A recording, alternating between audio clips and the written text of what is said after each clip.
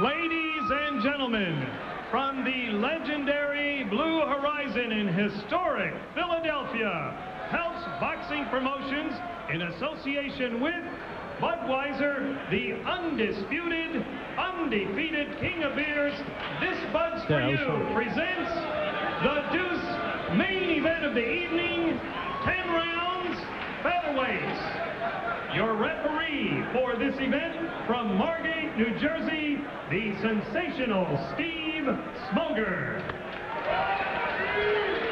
Introducing now the principals first in the red corner to my left, wearing the blue trunks with the white trim. He weighs in at 127 1/4 pounds. His professional record reads 13 victories, 5 defeats, 4 wins coming by way of knockout. He hails from Wilmington, Delaware, introducing Richard De Jesus. His opponent in the blue corner, wearing the red trunks, weighing 127 3/4 pounds, with a professional record of 49 victories, 3 defeats, 1 draw, and 36 wins coming by way of knockout. He hails from Laredo, Texas, the former IBF Bantamweight Champion of the world, Orlando Canizales. 10 rounds, Featherweights. A brawler's ring at the Blue Horizon, 18 feet by 18 feet inside the ropes. Respect the bell, and above all, protect yourself at all times. Richie, this is a clean shot, just so you know that. All right, guys, touch him up. God bless. 33-year-old Orlando Canizales, a record 16 consecutive IBF Bantamweight Championship title defenses. In 1986, when he fought for the NABF crown, he lost a 12-round decision to Paul Gonzalez. He went 8.5 years and 28 consecutive bouts without losing before he was stopped in a 12-round decision by Wilfredo Vasquez for the WBA Junior Featherweight Championship. Truly one of the outstanding boxers of this era, Teddy. Yeah, no doubt about that. And we should know, especially for those real vivid boxing fans out there, we should know that, as you said, he's got the record for 16 consecutive title defenses. But the record for most defenses during 2 reigns was Manuel Ortiz, who had 19. That was 1942 to 1947 and 47 through 50. There you get a look at the knockout ratio. And for Canizales, well, of those knockouts, those 36 knockouts, he has had 20 of them within the first 5 rounds. De Jesus, not a big puncher. De Jesus only with 2 fights, 7 rounds in the last 25 months. He's had numerous hand injuries, but he had 6 weeks of preparation for this one. And when you think of Richard De Jesus, he is truly, and he's wearing the blue trunks, he's a blue-collar boxer. He's a guy that gets up every morning and works in maintenance at the Ducart Management Company. Spends 8 hours a day working on his job, and then from 5 to 8:30 p.m. he goes to the gym and works on his other career, boxing. As you said, he was inactive 19 months, but he had hand injuries. Operation on his right hand, the metacarpal. De Jesus has been knocked out 3 times. In his second pro bout, knocked out in the first round by Arturo Gatti. That's before Arturo Gatti was Arturo Gatti, before anyone really knew who he was. In fact, most people just thought he was Joe Gatti's brother. At the time, Joe Gatti was the boxer being moved and promoted, but Arturo on the undercards came to the fore. Well, he's opening up here. Canizales is known to be able to slip punches right in front of you, like the old timers would say, move, and you couldn't hit him with a handful of buckshot in the rear end. He likes to stay there and move his head and look to counter. I like that one, Teddy. That's what the old timers like to say. That was a great compliment to guys like real old timers, Slapsy, Maxie Rosenblum. Stay right in front of you. Didn't use the ring, didn't use his legs, just moved his head. Well, there's not a lot of ring to use here at the Blue Horizon. And you take a look, Canizales with 269 more rounds fought than De Jesus. De Jesus has been put in real tough. You alluded to it. Second pro fight, Arturo Gatti was knocked out in 1. Seventh pro fight, Ivan Robinson, 2 future world champions, KO'd in 5. Been in there real tough. Canizales has more championship rounds than De Jesus has rounds. Come to the end of round number 1, a scheduled 10-round featherweight bout. Orlando Canizales and Richard De Jesus.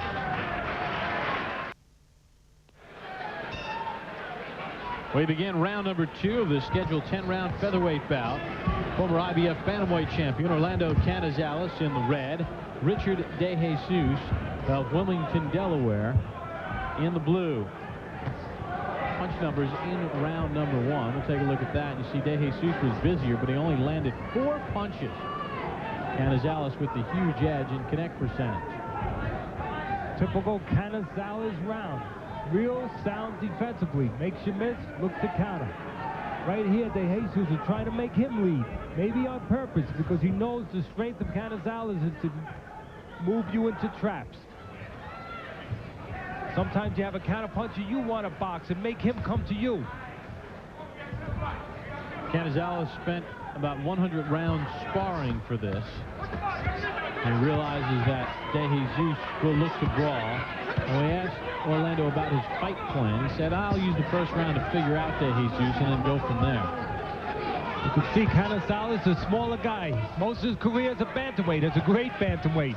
De Jesus, full featherweight.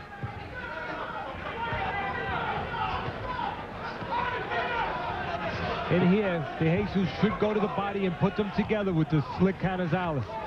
You're not going to hit him in the head real easy. Good body shot by Canizales. He set it up with those head shots. And then a left hook and a right hand.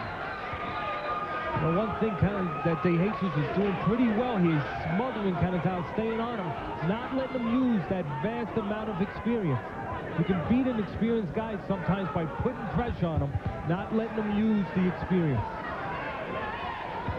Last saw Canizales here on ESPN back in July of 1997 in Nevada on a 12-round decision against Edwin Santana. And Canizales just used his experience in that bout, but then he had a little bit of a layoff. Was not that active. Did not fight again until March of this year. Had some managerial and promotional problems. He's going to be in a fight here tonight, I believe, because a lot of people thought the question with De Jesus was his chin. But that was early in his career, and was the guys that were really lightweights, not featherweights. Gatti, guys like that. And, of course, Ivan Robinson. The other of his losses, one was to John Walker. The best win on De Jesus' resume back in 1995, a 10-round decision against Tony Green. Boy, they're really going at it real close in court. It's important when you're in close like this, keep your punches short. Because if something's wide, especially with a counterpuncher like Canizales, you can get hit. So when you're close, short. Good fight. Boy, they're going at it inside. Not a bad round number 2 for Richard De Jesus.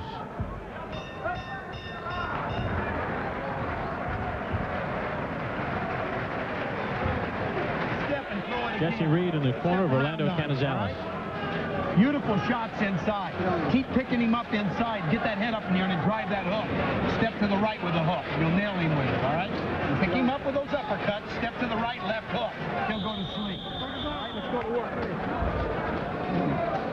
Well, you see the guy in the goggles. That's Gabby Canizales, the brother and former champion of Orlando, and Teddy Jesse Reed, one of the fine trainers in this sport. Yes, he is one of the real trainers. A lot of guys in this business, unfortunately, put a towel over their shoulder and call themselves a trainer. He's been around. He's been successful. He's been effective with fighters. He is one of the real guys. This is one of the only sports and one of the only businesses you can walk in and claim yourself a trainer. If you did that in football, you'd have to have a background in high school, college, something. In this business, there's no testing, sometimes even no apprenticeship. You just kind of con your way in. It's good to see real guys.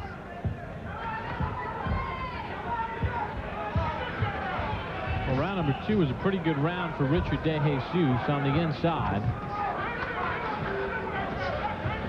And take a look at the punches in round number 2. He was much busier, threw 30 more punches. Now, Canizales landed 8 more, but the judges might, because it was so in tight, might have seen De Jesus being the busier of the two in the round number 2.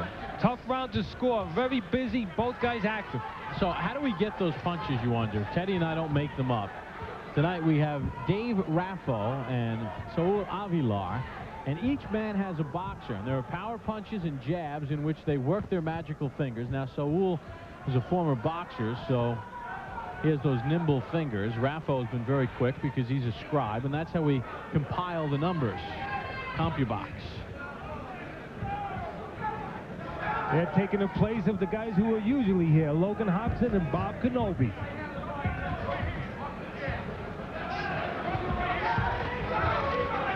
They take turns. Oh, your fingers get tired. Got to ice them down. We have a bucket of ice underneath the computer pad for both of them. Here's Canizales now. You give him his way. He's going to box. He's going to go in and out on you. He's going to counter punch you when you come to him. And when you lay back, he's going to jab you. Right now, he's having his way. De Jesus needs to press behind that jab, not allow Canizales to have ring generalship. This is what De Jesus wants to do. Fight in close and go with the body mostly. And Canizales is used to this.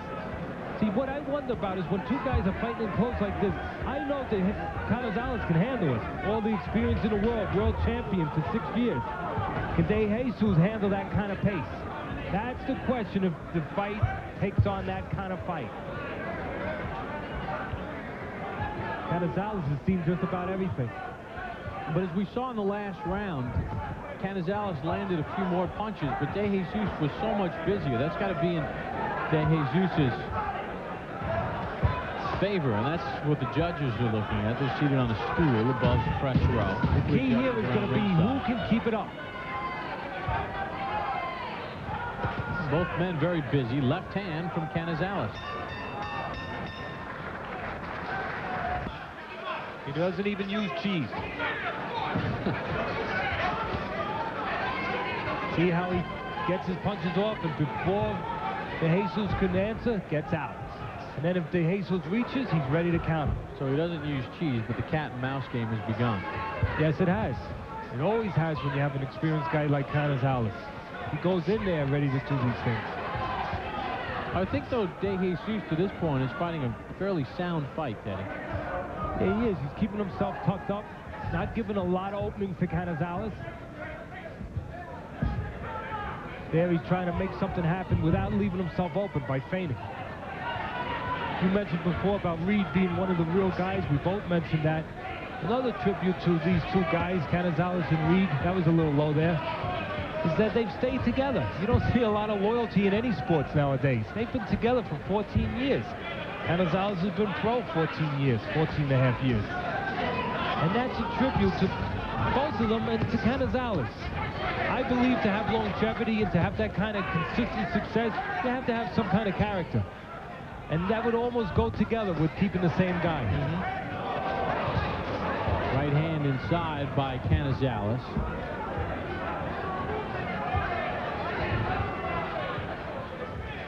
Now you look at the old-time fighters, Muhammad Ali. How many trainers did he have, Bob? One. Angelo Dundee, all those years. Joe Louis, one. There is a connection. Longevity, it takes character, and loyalty shows some character. Well, like in all pro sports now, you have free agency and guys move from team to team. Now you have a lot of boxers jumping from trainer to trainer. You see the success Evander Holyfield has had with different trainers. It can work both ways. Good boxing round by Orlando Canizales. Orlando Canizales and Richard De Jesus answer the bell to start round number 5 in this 10-round featherweight bout. Canizales has been the more accurate of the two. A nice combination by the former world champion. De Jesus has been busier, but not nearly as accurate.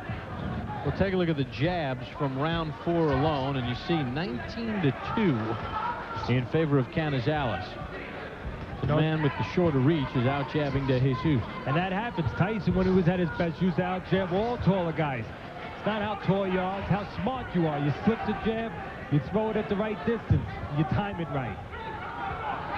Jake LaMotta, great middleweight champion from the past, used to out jab a lot of guys. In spots, he even out jabbed the great Sugar Ray Robinson. He was short. but he knew when to jab, and he would slip and get inside. Teddy, let's take a look at Jesse Reed in the corner of Orlando Canizales. Down there. That's it. That's it. Angle, son, angle. Angle. Show him the angle. Come on. Show it to me, son. Go have fun. Talk to him. Let's have fun out there. Come on, baby.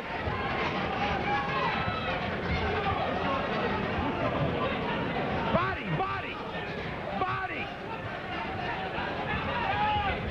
When he bends, shoot to the body. When he bends, shoot to the body. That's it. Pick him up, pick him up, pick him up. That's it. When you pull back, look for the right hand. When you pull back, look for the right hand.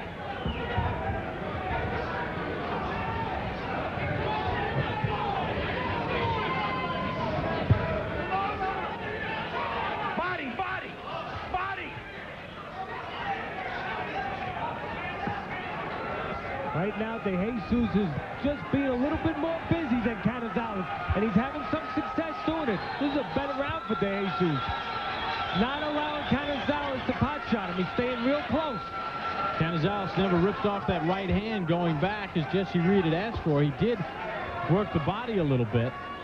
One thing he did wrong, he was looking for one shot just a little too much. And he's allowed De Jesus to have a pretty good round here. Yeah. And De Jesus is taking advantage of it. He's staying in close, and he's been staying busy. Putting them together. Good split guy like Canizales, you have to put them together. You miss the first and second, maybe you'll land the third. Canizales tries a body shot, then moves away. There he counters with a combination. That's why you can't throw from too far away, Bob, because the counterpuncher will make you pay.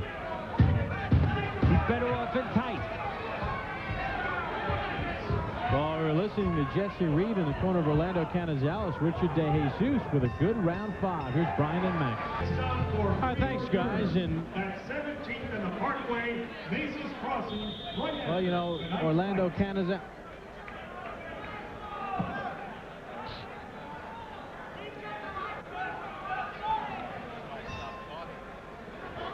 Welcome back to the Blue Horizon. Bob Papa along with Teddy Atlas, and we begin round number 6. Orlando Canizales and Richard De Jesus. And Teddy, heard Max saying that you can't really put Canizales in the category of one of the greatest bantamweights of all time, although he's in that upper echelon. And we see him near the end of his career at the age of 33, fighting now as a featherweight. And Richard De Jesus with a very good round 5. Yeah, he did. Canizales didn't fight those big names in his defenses. He has the record for most consecutive defenses. Not most defenses. That was 19, as we said earlier. But he hasn't fought the real big names. Not that there was a lot of them around, but still, he doesn't have those real huge names. Some of the title defenses weren't against real prime guys, but still, consistency, he's been tremendous. And he's a real solid technician. That's why he could have such a long career. All right, let's take a look at some punch numbers through 5 rounds of action. You see De Jesus throwing over 100 more punches, but Canizales has doubled him up as far as connect percentage. So in a fight that's been taking place in tight, Teddy, with those numbers in mind, how do you think the judges are seeing? Well, that's a good question. It's supposed to be the cleaner, harder punches, but don't tell me the guy who moves his hands more doesn't get the round a lot of times. And don't tell me that Canizales' name may not influence some of the judges if it's a real close round. You might just trust, like Ted Williams in baseball. A lot of times the umpire wasn't sure whether or not it was a strike. They trusted Ted Williams if he didn't swing. Well, you got a guy like Canizales here. He's been a great fighter. And it's real close inside. You're not sure who had the upper hand. You might trust Canizales. I think you and I agree. We both have Canizales at 3 rounds to 2, but De Jesus is really pressing the former champion. Yeah, he's a Blue Horizon fighter. He came to fight tonight, and he's a bigger guy. His chin's holding up, and he's going to have to do more of this. Not in spots. This way he won't have anything to regret in the dressing room. Otherwise, he might have a decision to regret. You know what's interesting, Bob? Here's Canizales at 33 years of age. Still pretty good, pretty effective in there.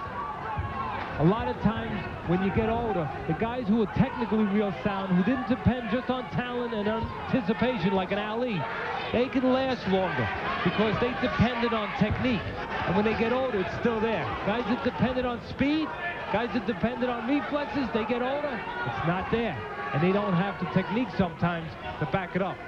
That hurt Ali a little bit. He won titles later when he didn't have much left because of character. And he was just plain great. Yeah, and then, of course, if you have power, you could be like George Foreman and make a comeback in your 40s and knock people out. That's a good point. Come to the end of round 6. Canizales digging in after a good start to the round by De Jesus. And this is what you call inside fighting here. De Jesus throws, and the real experienced guy like Canizales, what does he do? He comes right back. And in these kind of exchanges, you know what your trainer tells you? Be the last guy to punch. This is like Leonard Duran inside in the first fight in Montreal. The last guy to punch has the edge. Well, the first guy to punch to start round 7 while we were in the replay, Canizales walked right across the ring and just popped De Jesus with a lead right hand that got De Jesus' attention early here in round number 7. Well, when Ali fought Foreman over in Zaire, I remember Customato, Ali had called Customato and asked him, what do I do with this guy? He said, as soon as the bell rings, he has no respect for you. Walk out and hit him a right hand. Send a message. Sometimes at the beginning of the round, you send a message. Power punches in round number 6. De Jesus throwing 30 more. He landed only 1 more, but when you throw that many more, the judges have to be seeing things in your favor, I would think. What a trainer tell you in those kind of fights, what we were just talking about on the replay, try to be the one who finishes up. The guy throws 2, you come back with 3, with 4. Then if it's a close decision, you got a good chance of winning.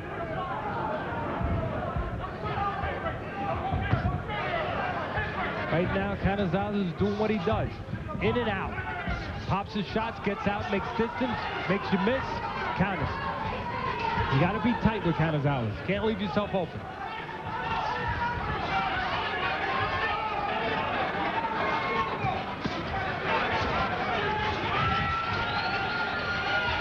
Right there, Canizales pulled straight back. There he threw the right hand. Just what Jesse Reed was asking for before.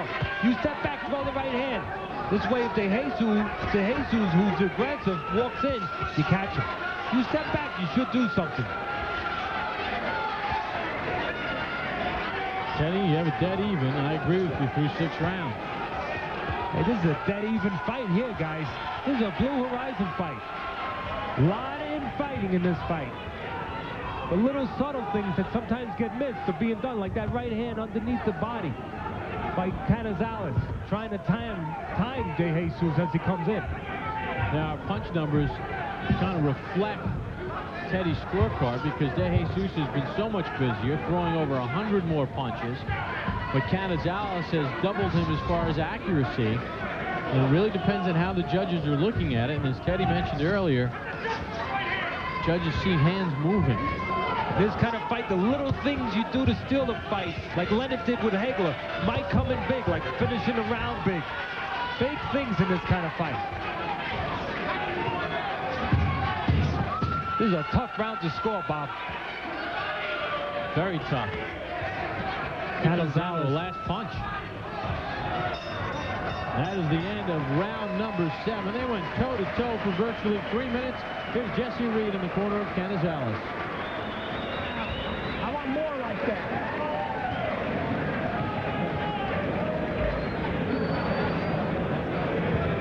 More like that. Be busy now. Everything is just touching. Score points. Keep scoring points. Set up your hard shot. Don't give him any more rounds. Keep winning them. Orlando, the way you're boxing is really nice, but when you're inside, I want you to be first and use your angles, all right? Give me another round like that. You hurt him that round. You had him hurt. You got to put more together when you hurt him. Finish it off. Let's finish him this round.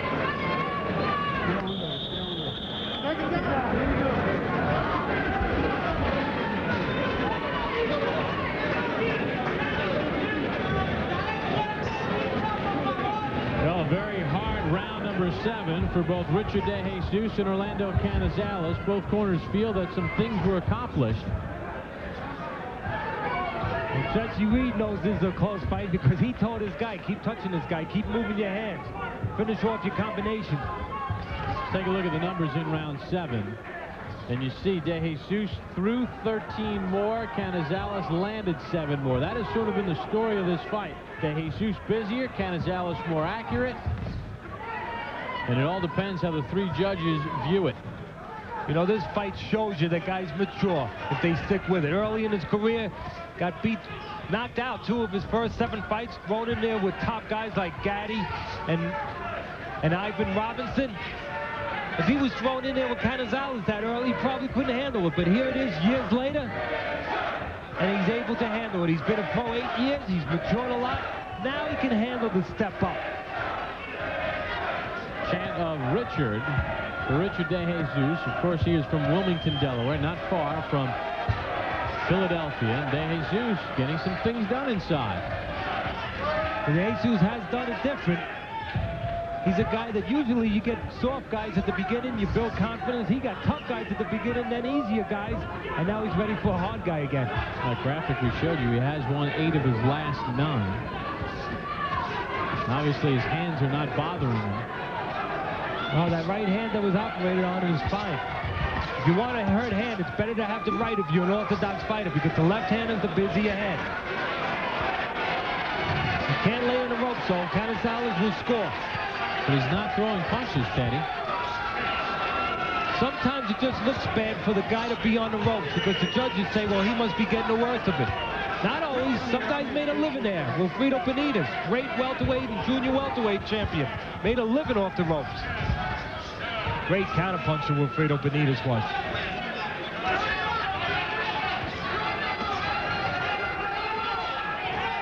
See those little subtle moves there? One side to the other. He knows he's safe when he's outside the shoulder.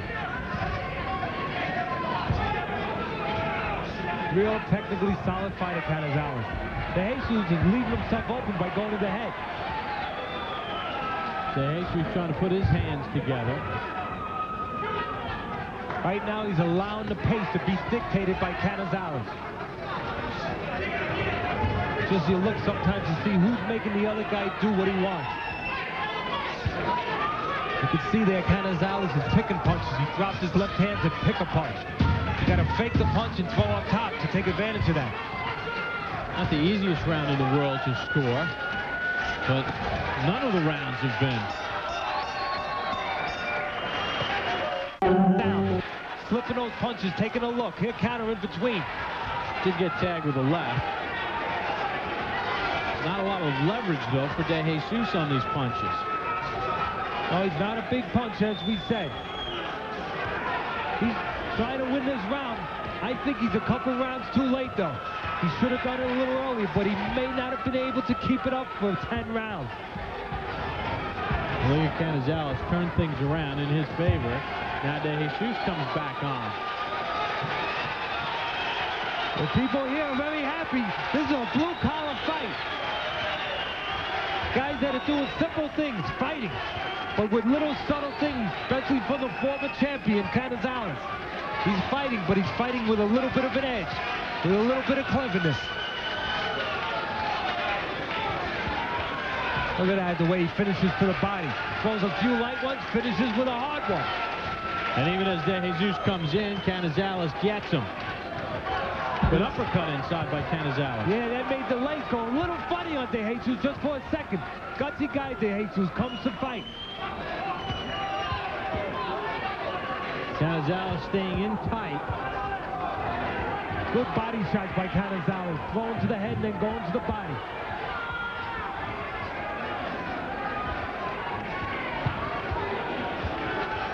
Canizales positioned himself where he has De Jesus on the ropes. De Jesus does get in a right hand.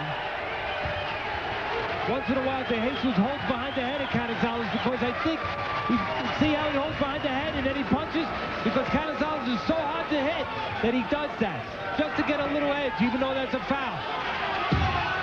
Well, they've kept it in the kitchen all night. Oh, they have. They have.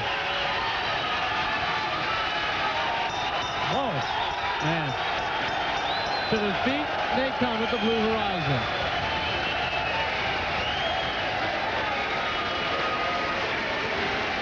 Well, Richard DeJesus thinks he has handed Orlando Canizales only the 4th loss of his career. Canizales looking for his 50th win as a pro.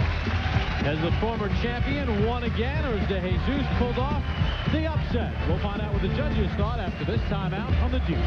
For 10 rounds here at the Blue Horizon. Here are the total punch numbers in the, well, that's Teddy's scorecard. I agree, Teddy. We had it 96-94 in favor of Canizales. He came on late, and it appears that, at least according to us, he pulled it out. Now, do we have the final numbers? Yes, we do. And you'll see DeJesus so much busier, but Canizales so more accurate. What is the judge's taste? Mark Biro knows. Ladies and gentlemen, from the Blue Horizon, we have a majority decision. Judge Robert Grasso scores the bout 95-95, a draw. Judge Tony Wolf scores it 96-94. And Judge Adelaide Triplett scores it 97-93 to the winner by majority decision, Richard. Well, Teddy, the judges saw it as the busier as opposed to the more accurate. Yeah, I gotta say, I can't agree. I thought it was, like I said, 96-94 for Canizales. I thought he was busy enough and accurate enough. Well, that's why you have different people thinking different things. All right, Richard DeJesus with the big upset. Let's send it back.